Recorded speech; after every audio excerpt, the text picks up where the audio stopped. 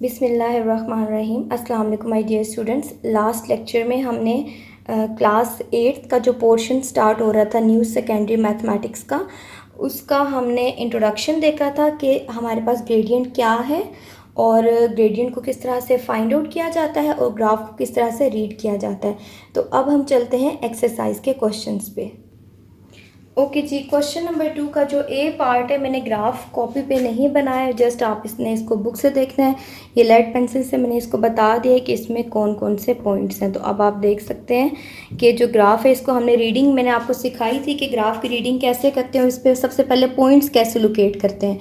तो देखिए अब यहाँ पे हमारे पास 2 पॉइंट्स हमें चाहिए स्लोप निकालने के लिए।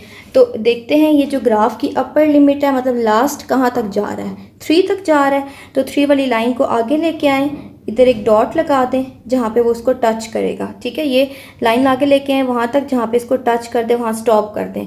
फिर उसी लाइन को आप लोग नीचे लेके आएँ। तो ये कहाँ पे मीट कर रही है, 3 पे। क्योंकि ये बुक पे ग्राफ बना हुआ है तो एक एक पॉइंट अच्छे से क्लियर है, तो इसलिए देखिए हमारे एक्यूरेट पॉइंट आएंगे। अब देखें एक पॉइंट तो ये आ गया जो अपर लिमिट थी इसकी, और वो पॉइंट क्या है, इसमें y भी 3 है और x भी 3 है। तो हमेशा बेटा याद रखना कि जो फर्स्ट प्लेस है इसमें ये x की वैल्यू होती है और जो सेकंड प्लेस है ये y की वैल्यू होती है। इसको आपने आगे पीछे नहीं करना। तो ये देखिए ये x क्या है इसमें 3 और y भी क्या है 3, तो एक पॉइंट तो ये आ गया। अब दूसरा पॉइंट देखते हैं। दूसरा पॉइंट आप देखें ओरिजिन पे दूसरा पॉइंट है। ठीक है, लेड पेंसिल से आपने इसको भी 0 0 लिख देना है। तो ये देखिए दूसरा पॉइंट भी आ गया। अब तो बहुत इजी हो गया काम, स्लोप फाइंड आउट करना तो बहुत इजी है। अब आपकी मर्ज़ी है, आप इसको इस पॉइंट को x1 y1 रखते हैं, इसको x2 y2 रखते हैं और स्लोप फाइंड आउट कर लें। और यहाँ साथ ही हम ये देख लेते हैं कि जो इसमें c है यानी y इंटरसेप्ट है वो क्या है। तो ये देखिए ये जो लाइन आपके सामने आ रही है ये लाइन कहाँ पे टच कर रही है, ये इस पॉइंट पे टच कर रही है। तो इस पॉइंट पे जो y है वो क्या हो जाता है, 0 हो जाता है। तो c इज इक्वल्स टू 0। इसका सोल्यूशन देख लें, मैंने इसका सोल्यूशन आपके लिए सॉल्व किया हुआ है, इसको हम देख लेते हैं। ओके जी, अब हम इसका सोल्यूशन स्टार्ट करते हैं। सबसे पहले मैंने लिखा, अब आप बुक से देख के ग्राफ बनाएंगे और यहाँ से इसका सोल्यूशन स्टार्ट करेंगे। तो स्लोप हमने लिखा, slope is equals to gradient is equals to vertical change by horizontal change यानी delta y bye delta x। और ये मैंने आपको प्रीवियस लेक्चर में बताया था कि डेल्टा क्या है और इसका फार्मूला है y2 minus y1 by x2 minus x1।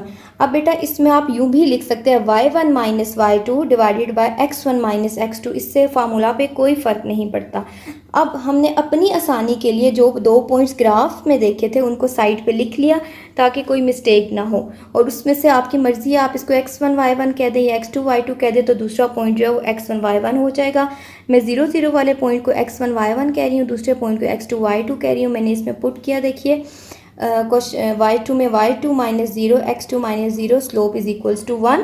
और अभी आपको मैंने बताया था कि किस पॉइंट पे ये लाइन टच कर रही है, तो 0 पे टच कर रही है, तो c इज इक्वल्स टू 0 हो जाएगा। ओके जी, अब बी पार्ट देखते हैं। बी पार्ट में सबसे पहला काम है ग्राफ पे 2 पॉइंट्स को लोकेट करना। और आपने लाजमी ग्राफ बना के अपनी कॉपीज़ पे, ग्राफ पेपर पे आप ग्राफ बनाएं और उसको अपनी कॉपीज़ पे पेस्ट करें। और आपने इस बात का ध्यान रखना है कि ग्राफ के ऊपर ये पॉइंट्स लाजमी शो करने हैं आपने। ठीक है, तो देखते हैं पॉइंट्स को किस तरह से शो किया जाता है। अपर लिमिट देख लें 3 है, 3 को आगे बढ़ाएं तब तक जब तक ये इस लाइन को टच ना करें। यहाँ पे इसने टच कर लिया, उसी पॉइंट को नीचे लेके आएँ। अब इस केस में देखिए जो x की वैल्यू है वो क्या हो जाएगी 4 और जो y की वैल्यू है वो क्या हो जाएगी 3। तो यहाँ पे मैंने पॉइंट बना लिया, x 4 है एंड y 3 है। अब डाउनवर्ड डायरेक्शन में आए, यहाँ पे देखिए ये लाइन कहाँ पे टच कर रही है, इस पॉइंट पे। तो ये आपको पता है ये जो लाइन होती है वर्टिकल लाइन, ये y एक्सिस की लाइन होती है। तो y एक्सिस पे ये क्या है -1, इसमें x -1 है। और जहाँ पे ये लाइन टच कर रही है इस पॉइंट पे x 0 है। मैं कोई भी एक ग्राफ बना लेती हूँ, ये छोटा सा ग्राफ, मिनी ग्राफ मैंने ले लिया। अगर बेटा कोई लाइन इस तरह से हो ना, तो देखिए ये लाइन किसको टच कर रही है, y एक्सिस को टच कर रही है। ये देखिए ये जो है ये y एक्सिस है ना, और ये जो है ये x एक्सिस है। तो y एक्सिस है तो इस पॉइंट पे y की वैल्यू तो आएगी ही आएगी, लेकिन x जो है वो क्या हो जाएगा 0। ठीक है, इसी तरह से अगर यूँ कोई लाइन लगती है तो ये जो पॉइंट है यहाँ x की वैल्यू तो आएगी ही आएगी, लेकिन यहाँ पे कन्फर्म है कि y 0 हो जाएगा। ठीक है,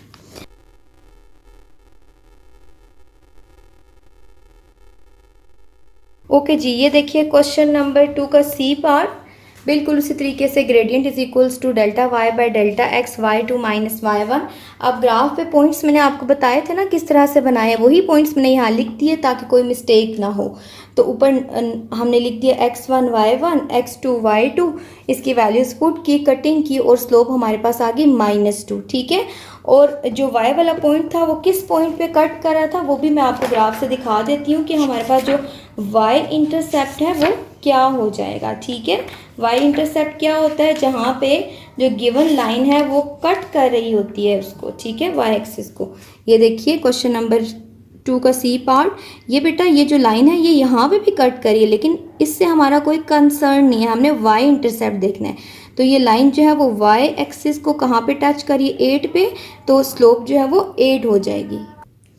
अब डी पार्ट को देखते हैं। डी पार्ट में भी सबसे पहले ग्राफ के ऊपर लोकेट कर लेंगे पॉइंट्स। तो ये भी लाइन दो जगह पे टच कर रही है। यहाँ पे देखिए ये y वाली लाइन है, y क्या है -3, आप देख सकते हो। तो इस पॉइंट पे x क्या हो जाएगा, 0 हो जाएगा। और यहाँ पे देखो ये जो 1 -1 है ये किस एक्सिस पे है, x एक्सिस पे है।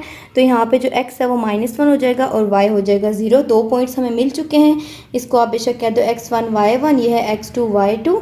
तो अब देखते हैं इस क्वेश्चन को किस तरह से सॉल्व किया जाता है, ठीक है। तो डी पार्ट मैंने सॉल्व किया हुआ है, आप इसको देखो किस तरह से सॉल्व होता है। बिल्कुल बेटा उन्हीं स्टेप्स को फॉलो करना है। ग्रेडियंट का फार्मूला लिखना है, y2 - y1 by x2 - x1, x1 y1 x2 y2। वो दो पॉइंट्स जो हमने अभी ग्राफ पे देखे उसको यहाँ पुट करें। और ये देखिए नेगेटिव, तो हम लिख देंगे कि m इज इक्वल हो जाएगा हमारे पास -3 के। और ये जो पॉइंट है वो किस जगह पे टच कर रहे हैं वो हम देखते हैं, और उसको हमने ग्राफ से ही देखना होता है। तो मैंने आपको बताया था कि y इंटरसेप्ट कोई भी एक ऐसा पॉइंट होता है जो कि जो गिवन लाइन होती है वो जिस पॉइंट पे y को कट कर रही होती है। ओके जी, ये देखिए ये पूरी लाइन एक आ रही है हमारे पास, लेकिन ये y को कहाँ कट कर रही है, किस पॉइंट पे, -3 पे। तो स्लोप क्या, c क्या हो जाएगा, -3। ओके जी, अब ई पार्ट देखिए बिल्कुल उसी तरीके से ग्राफिकल रीड करेंगे हम ग्राफ को। सबसे पहले तो एंड लिमिट क्या, अपर लिमिट 6 है, 6 को आगे लेके आए, यहाँ पे इस लाइन को कट करिए, उसी को नीचे लेके आ जाए। तो यहाँ पे x क्या है 2 और y क्या है 6, ठीक है। तो ये एक पॉइंट आ गया। और इस लाइन के ऊपर देखें x क्या है 3, सॉरी y क्या है 3, और ये जो लाइन है क्योंकि y एक्सिस पे है तो x इसमें क्या हो जाएगा 0। तो फिर दो पॉइंट्स अगेन हमारे पास आ चुके हैं। साथ ही हम c भी देख लेते हैं। तो बेटे ये लाइन जो है ये कहाँ पे कट कर रही है, 3 पे कट कर रही है। तो c यानी y इंटरसेप्ट 3 हो जाएगा। और स्लोप जो है वो इन दोनों पॉइंट्स को यूज़ करते हुए हम फाइंड आउट करते हैं।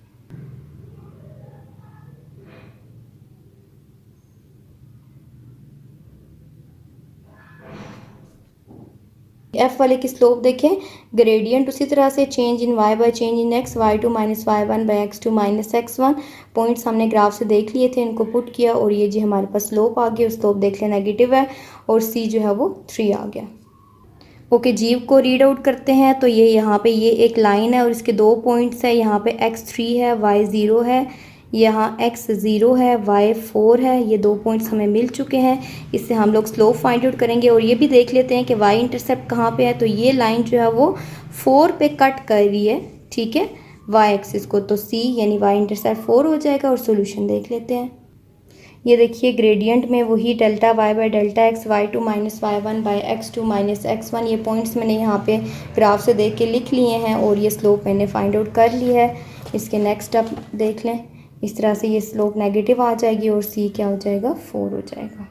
ओके जी, एच वाला पॉइंट देखते हैं। बिल्कुल उसी तरह से ग्राफ को रीड आउट करना है। x यहाँ पे 0 है, y 4 है, यहाँ पे x -5 है, y 0 है।